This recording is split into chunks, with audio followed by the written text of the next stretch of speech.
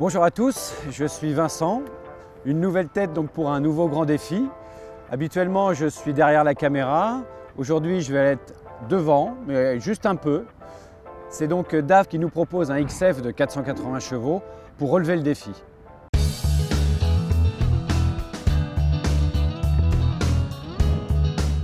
7 h du matin, bon pied bon oeil, nous retrouvons donc Jean-François, notre pilote expert qui procède aux vérifications, avant de partir pour 344 km aller-retour entre Caen et Rennes. Alors Jean-François, quel est ce véhicule? Alors DAF nous propose un véhicule qui est équipé d'une chaîne cinématique un petit peu particulière. Aujourd'hui, on est sur un DAF 480 avec le nouveau moteur MX-13, la boîte de vitesse ZF Traxxon avec un nouveau logiciel. C'est surtout que, de par la difficulté de notre parcours, DAF a choisi de proposer un pont très long puisqu'on est avec un pont de 21. Donc de 21, ça veut dire que ça va développer très long. Donc là, ils ont envie de jouer chez DAF, donc on va jouer, on va regarder. Je pense quand même qu'on devrait avoir quand même des résultats qui pourraient nous apporter satisfaction. Donc ça va être intéressant de voir. Eh bien, je ne demande qu'à voir, puisque DAF, avec ses 3e générations d'Euro 6, annonce une réduction de consommation de carburant pouvant aller jusqu'à 7%. Alors les 7% qui ont été annoncés, c'est alors déjà un allègement complet du matériel. Là, dans la version 4.2, notamment du produit qu'on a là, DAF a été grappillé 100 kg. Alors c'est pas grand-chose, mais c'est déjà beaucoup. Ils ont travaillé également sur l'aérodynamisme.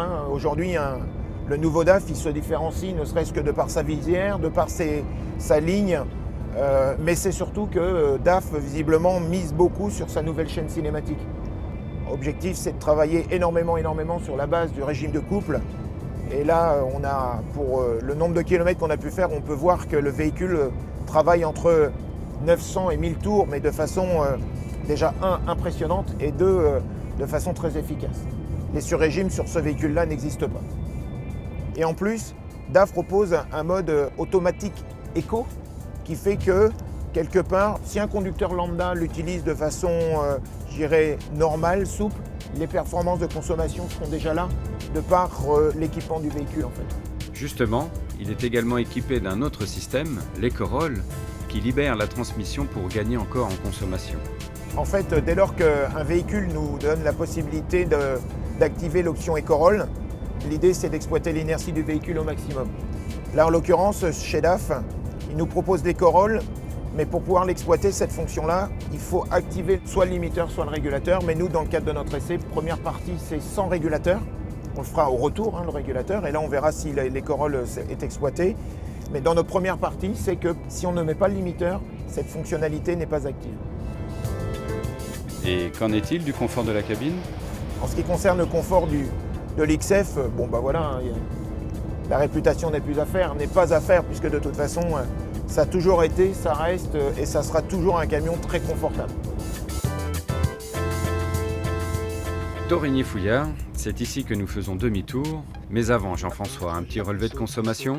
Waouh! Les ambitions de DAF sont plutôt fondées quand même, parce qu'en fait, les résultats de consommation sont plutôt très intéressants. On attend la suite, c'est le PCC, Predictive Cruise Control, qui va gérer. On va voir ce que ça va donner, mais ça devrait pas être mal. On est sur le retour, donc là, moi, je me contente de tenir le volant, puisque je laisse la machine faire. Ce véhicule est équipé donc du Predictive Cruise Control. On appuie sur le bouton régulateur de vitesse, c'est-à-dire une programmation à 85 km/h, une vitesse maxi à 89 km/h et une vitesse de reprise à 78 km/h. Donc l'objectif, c'est de regarder un peu comment le Predictive Cruise Control va gérer la chaîne cinématique par rapport à la topographie qu'on a en face de nous. Et qu'est-ce qui nous attend?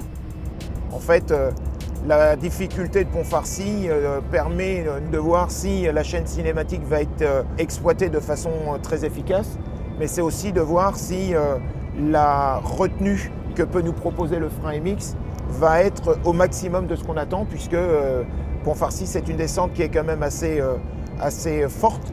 Donc il va falloir qu'on ait une certaine efficacité sur ces outils de sécurité. Nous y sommes dans cette descente de Pont-Farcy, donc que se passe-t-il? La programmation fait que le frein MX est sollicité. C'est vraiment un ralentisseur sur échappement qui est même très efficace.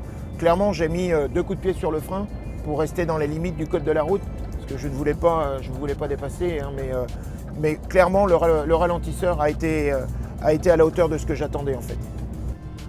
Et comment le PCC gère le véhicule dans la montée? Là, ça aurait été bien qu'il rétrograde maintenant, mais il ne le fera pas. Il va descendre jusqu'en bas. En fait, j'ai l'impression que le PCC, il laisse descendre juste au plus bas. Et c'est là qu'on pourrait considérer qu'on a les limites du système.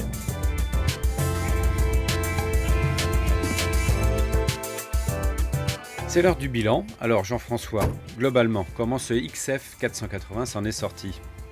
Avant de partir, hein, on était quand même plutôt dubitatif hein, sur la chaîne cinématique proposée. Rassuré, oui, on peut être rassuré de ce que le véhicule a pu nous proposer en termes de performance. Il ressort une consommation de 31,16 litres à la pompe hein, pour notre parcours de 344 km. Alors la consommation d'AD Blue, on était sur une consommation moyenne de 1,5 litre au 100 puisqu'on était à 5,40 litres de consommation sur le parcours. Les points forts, c'est la gestion, la nouvelle chaîne cinématique, le logiciel de boîte qui est très affûté. C'est la possibilité d'exploiter le couple et un moteur qui travaille énormément sur la base de régime. Sinon, un point amélioré, peut-être que le PCC pourrait peut-être anticiper un rétrogradage pour pouvoir, aborder les montées avec une vitesse commerciale peut-être un petit peu plus soutenue, avec la configuration d'un pont de 21 et une charge lourde, bien évidemment. Un véhicule avec de belles performances qui s'en est plutôt bien sorti malgré la difficulté du parcours et quelques travaux à la hauteur d'Avranches, mais que notre pilote a su aborder rationnellement. Le défi est terminé, que dire d'autre? J'ai envie de dire, à qui le tour?